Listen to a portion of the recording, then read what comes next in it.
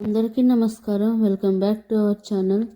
ఈరోజు మనం చాలా సింపుల్గా అండ్ టేస్టీగా ఉండే ఆలు పన్నీర్ పులావ్ ఎలా తయారు చేయాలో ఈ వీడియోలో అయితే చూసేద్దామండి. ఈ రెసిపీ లంచ్కి కానీ డిన్నర్కి కానీ చాలా బాగుంటుందండి. చాలా క్విక్గా కానీ తయారు చేసుకోవచ్చు.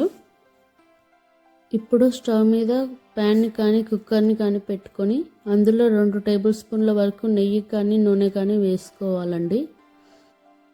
నూనె వేడయ్యాక మసాలా దినుసులు వేసి మంచి వాసన వచ్చే వరకు వేగనివ్వండి. ఇప్పుడు సన్నగా తరిగిన ఉల్లిపాయలను వేసి 2 నిమిషాల వరకు మగ్గనివ్వండి. 1 టీ స్పూన్ సాల్ట్ని అయితే యాడ్ చేసుకోవాలి. మీడియం ఫ్లేమ్లో పెట్టి గోల్డెన్ బ్రౌన్ కలర్ వచ్చే వరకు వేయించుకోవాలి. కొద్దిగా జీడిపప్పును అయితే యాడ్ చేసుకోవాలండి. ఇప్పుడు అల్లం వెల్లుల్లి పేస్ట్ వేసి 1 నిమిషం పాటు వేయించుకోవాలండి. పచ్చివాసన అనేది ఉండకుండా వేయించుకోవాలి. తర్వాత ముందుగా కట్ చేసి పెట్టుకున్న పచ్చిమిర్చిని, కొత్తిమీర మరియు పుదీనాని అయితే యాడ్ చేసుకోవాలండి. వీటిని 1 నిమిషం పాటు వేయించుకొని కలుపుకోవాలండి. ఇప్పుడు ముందుగా ప్యూరీ చేసుకున్న టమాటా మరియు క్యాష్యూని అయితే వేసుకుంటూ ఉన్నానండి. దీనిని 3 నుంచి 4 నిమిషాలు అయితే వేయించుకోవాలండి.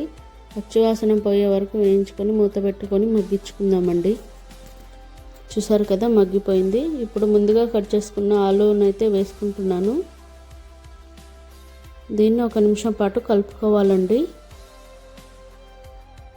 ఇప్పుడు పసుపు మరియు 1 టీ స్పూన్ వరకు కారం మరియు 1 టీ స్పూన్ వరకు ఉప్పు, తర్వాత గరం మసాలా మరియు 1 టీ స్పూన్ వరకు ధనియా పొడి వేసి వేయించుకోవాలండి.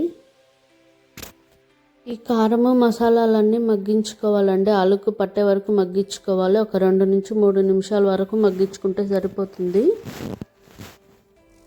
ఇప్పుడు ముందుగా నానబెట్టుకున్న బియ్యాన్ని అయితే వేసుకోవాలండి.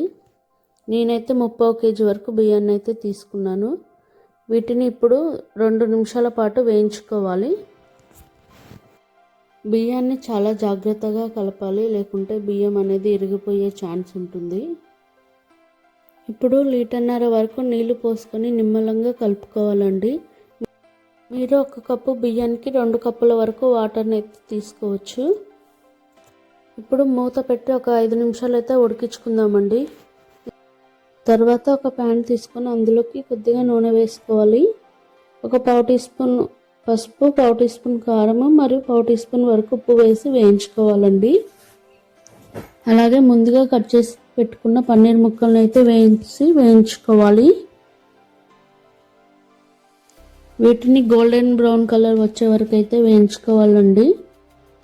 చూస్తున్నారు కదా, ఈ వీడియో క్లిప్లో వేయించినట్టు వేయించుకోండి. కలర్ వచ్చే వరకు సరిపోతుంది. చూసారు కదా, రైస్ అయితే 50% అయితే ఉడికిపోయిందండి. ఒకసారి కలుపుకొని ఇప్పుడైతే మనం రెడీ చేసుకున్న పన్నీర్ని అయితే పైనంగా గార్నిష్ అయితే చేసుకుందామండి. ఇలా పన్నీర్ని అంతా గార్నిష్ చేసుకున్నాక పైనంగా కొద్దిగా కాజుని అయితే గార్నిష్ చేసుకుంటున్నాను. అలాగే కొంచెం కొత్తిమీర పుదీనా అయితే వేసుకుంటున్నానండి. అలాగే కొద్దిగా ఫ్రై చేసుకున్న ఆనియన్స్ మరియు రూమ్ టెంపరేచర్లో ఉన్న కొద్దిగా నెయ్యిని అయితే యాడ్ చేసుకోవాలండి. ఇప్పుడు ఒక 10 నుంచి 15 నిమిషాల వరకు మూత పెట్టుకొని లో ఫ్లేమ్లో అయితే పెట్టుకోవాలండి. ఇలా ఉడికించిన పులావ్ని మూత మాత్రం 15 నిమిషాల తర్వాతనే తీయాలండి. అప్పుడే మనకి రైస్ అనేది చాలా పర్ఫెక్ట్గా ఉంటుంది. ఫ్లేవర్ అనేది పన్నీర్కి కూడా పట్టేస్తుందండి. చూస్తున్నారు కదా, మన ఆలు పన్నీర్ పులావ్ అయితే రెడీ అయిపోయింది. అంతే అండి, చాలా సింపుల్గా అండ్ టేస్టీగా ఉండే రెసిపీ అయితే చూస్తున్నారు కదా. మీకు నచ్చితే లైక్ చేయండి. ఇప్పుడైతే మనం దీన్ని ప్లేట్లోకి అయితే సర్వ్ చేసుకుందాం. ఈ పులావ్ని మనం రైతాతో సర్వ్ చేసుకుంటే చాలా బాగుంటుందండి. అంతే అండి, చాలా సింపుల్గా అయితే చూసేసారు కదా. నచ్చితే లైక్ చేసి సబ్స్క్రైబ్ చేయండి. అండ్ ఈ రెసిపీ ట్రై చేసి ఎలా ఉందో కామెంట్ చేయండి. మరొక రెసిపీతో మళ్ళీ కలుద్దాం. ఉంటానండి.